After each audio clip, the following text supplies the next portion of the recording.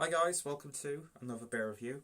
I had to start again because I didn't realise I had like a glistening sort of glazed residue on my nose, aka snot. And to risk having people having to potentially see that on camera, uh, I'm taking doing another take. So it's going back into vintage clueless drinker territory today. And speaking of vintage, we're going back to Germany. Although it could well be that way, or that way, or that way. But let's go back to Germany. And we are looking at another beer from Beer 52's absolutely fantastic Oktoberfest box, which is essentially German craft beers with a couple of traditional beers thrown in. I was so excited to see what beers were available that I just had to get 2 boxes so I could guarantee that I would get one of each beer that would be made available. And I've got to say, I have not been disappointed by this box. It's probably my favourite. Romanticism and bias, fully included. Probably my favourite box that Beer 52 has done. It's brought back so many great memories. I've been back in the UK for just over a year now, and I'm still missing being in Germany so much. Thankfully, I've managed to go back once to visit friends who I unfortunately had to leave behind.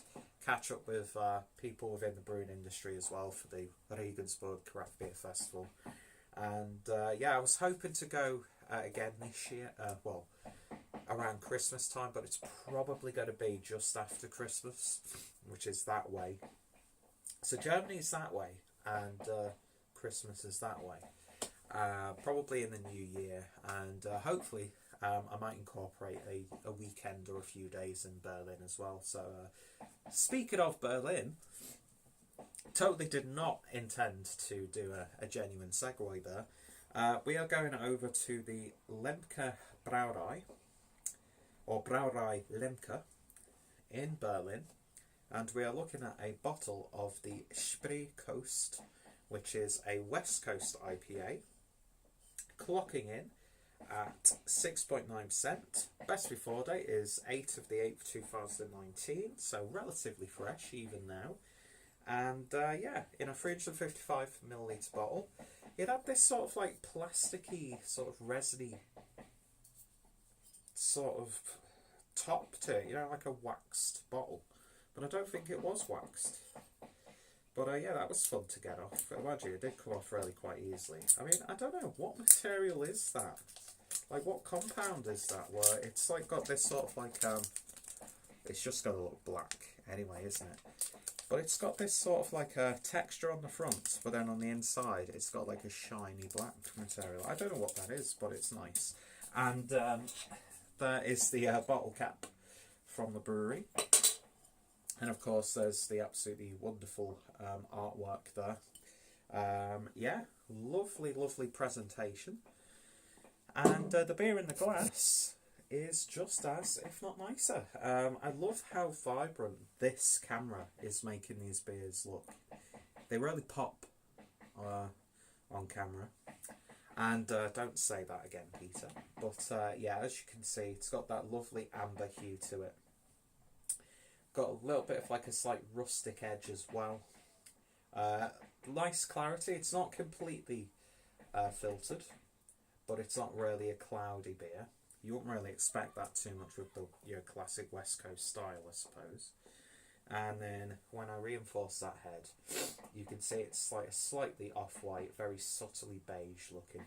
And it's looking like a classic. Why are you holding it like that, Peter? That's odd. It looks like a classic American West Coast IPA, which is something I think Germany, say that properly, which is something I think Germany, especially the craft breweries, know how to brew a good classic American West Coast IPA. When I was living in Germany, the burgeoning craft beer scene, although there have been people who've been doing that since like the late 90s, early 2000s, a lot of the time you would mainly see West Coast oily, resiny IPAs, and I think they do that so well. You could definitely see that that has ignited the German craft beer scene. Well, that's what I take from it anyway. And now you've got like American breweries like Stone set in Berlin. You've got loads of breweries coming over to Germany and setting up shop, and Urban Chestnut as well. Steamworks from Canada. We've got Mikkeller from Denmark. Brewdog has a presence there now. It's like the craft beer hotspot of Germany, and I'd love to go to Berlin. I can't believe for the 7 years I was going back and forth to Germany, I never had a trip to Berlin, and that will be rectified, I assure you, and I'll definitely have to pop into to the Brauerei Lemke to try more of their beers. But as you can see, I've already drank a little bit of this one. But yeah, it looks fantastic, doesn't it? So let's see what we get on the nose. By the way, I have an excuse for being scruffy today. Just been, as you might be picking it up on the camera very faintly, but we've just been getting rid of the tiles on our downstairs toilet and like getting up all the cement and taking the wallpaper off and that sort of stuff. And it's the reason why I'm sounding a little bit croaky and actually like a man and not a 12-year-old child today is because I don't suffer well with dust and particles. Do you know what I mean? And of course, I have an excuse to be greasy today. So it's a Saturday. It's my day off, and I'm day drinking. So I've deserved this. Well, I've earned it. And I deserve it, and it's back to some hard work after this as well. So why not enjoy a good beer? And yeah, well, spoiler alert, I have been. So let's see what we get in the nose, and that's why I was a little bit snotty as well in the past video.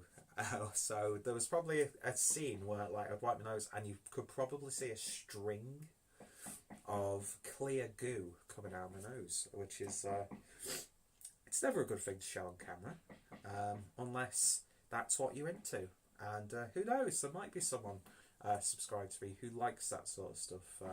More power to you, you disgusting, vile and beautiful person. Anyway, so on the nose, loads of citrus fruits, big grapefruit, loads of like really pungent tangerine, blood orange. It's not really like lemon or lime, that sort of citrus. It's that sort of like orangey style citrus. Oniony, garlicky dankness in there. Big resiny tones. Sticky sweetness, slight caramel aroma. It's got everything you want in a West Coast style IPA, and it smells absolutely fantastic. Not a white supremacist. That is a symbol that we can use. So stop trying to turn everything into something that it's not. Internet. Did you hear that story of like the sea rescue man? No, it's not the proper term. Who got removed from service for doing this on camera? Do people not realise that when someone can't talk to somebody else and they want to show that they're okay, they do this symbol? Say everything's A-OK. What is going on? What is this world? What is this planet? And why do people like that exist? That's my political speech for this video, but smells like a really good West Coast IPA. Let's give it a taste. As I just develop a frog in my throat. Prost.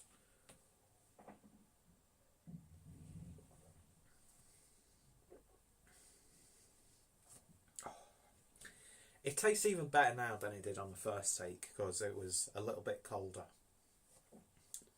This still has a very subtle chill to it, but those flavours are coming out of this beer like something, like nothing else. Very clumsily constructed sentence, and that was very clumsily saved to make a less clumsily staged sentence. But loads of potency. Loads of pungent character, Not too overbearing though. It's not a palate wrecker by any stretch, but it's definitely waking up those taste buds, especially if you've been used to the sweet, creamy, you know, lactose and oaty New England style IPAs. This is definitely more of a jolt, more of an impact on the taste buds. And it is very reminiscent of some of the best West Coast IPAs that I've had from America. Dank savoury tones, caramel-like sweetness but not too much, big pungent grapefruit on the back end. It's everything you want from a West Coast IPA, and it just proves my point that Germany know how to brew a West Coast IPA. They really, really do. And this is an absolutely fantastic example. This is probably, at this point, this could be my favourite beer from the Beer 52 Oktoberfest box so far, and I've still got a few to go, so I would happily like to be proven wrong. Do you know what I mean? You always want to try, even though you think it's the best beer in the world at that time, I'm falling into my cabinet, you want to have another beer that surpasses that.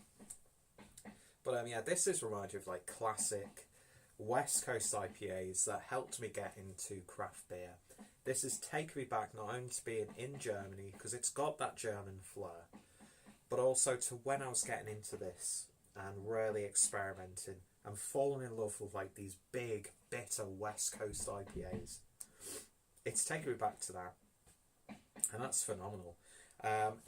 It's powerful, it's pungent, but it's accessible as well. It's not gonna like destroy your palate, as I've said. So it's definitely an accessible beer for people wanting to get into these styles. And yeah, it's one of those ones where I just want a 6-pack of this. I know it's 6.9%. I know I'm working tomorrow, but I just want to do a proper day session on a beer like this. It's got that sort of accessibility but flavour to it. And I think my phone battery is about to die, so you probably heard that vibrate on camera. Which, by the way, any feedback towards the quality of these videos I've been doing recently on this new camera, always greatly appreciated for any feedback. But yeah, I really can't fault this beer at all. It's full of romanticism, it's full of bias, but I'm giving this one a 10 out of 10. I can't fault it. These are the beers that I love to drink. And I'm enjoying the hazy New England style IPAs, but it's so good to be getting beers like this. Do you know what I mean? It's just a really wonderful revitalisation for the palate. That's not a proper sentence either, but that's what beer does, and it's not due to my lack of intellect. It's really nice and thick. It's got a lovely bold body to it as well, and the oiliness is so satisfying. Anyway, if you have tried this beer, then let me know your thoughts, opinions down below. I'm not sure if I reviewed any other beers from Lemke. I think I've had a few beers when I was living in Germany. The ones that were making their way to like the supermarkets, because it's nice to see that German supermarkets are now embracing craft beer a bit more. But yeah, this is like reminding me, it's up there with the German West Coast IPAs of like Himberg's Braukunstkeller, the Amazi, beautiful beer, and this is up there with it. I know that one probably gets that does get a hell of a lot of praise both in Germany and in other markets, but this is up there as well. And yeah, I can say with hand on heart, I think Germany, they know how to brew a West Coast IPA, and long may it continue, because this is an absolutely beautiful beer. It really, really is. So if you've tried it, let me know your thoughts, opinions down below. If you've tried anything else from the brewery, any recommendations, always greatly appreciated. What's some of your favourite German beers? What's some of your favourite German breweries? It can be craft, it can be traditional, it can even be as macro as hell. Just let's start a conversation down below. Check out Beer 52. big shout out to those guys for putting out this box, and I look forward to another German box in the new year. So if anyone for Beer 52 is watching this, please give us another box soon, because it's been my favourite box so far, and the beers have been genuinely fantastic. And yeah, so if you want to see more examples of wonderful German craft beer, the playlist is down below. Check out Brauerei Lemke, check out Beer 52. If any of my friends and fellow beer tubers have reviewed this one, their links are down below. And yeah, thank you for sitting through this absolutely atrocious beer review. You guys are amazing as usual. Thank you for watching, and hopefully I'll see you next time. Prost.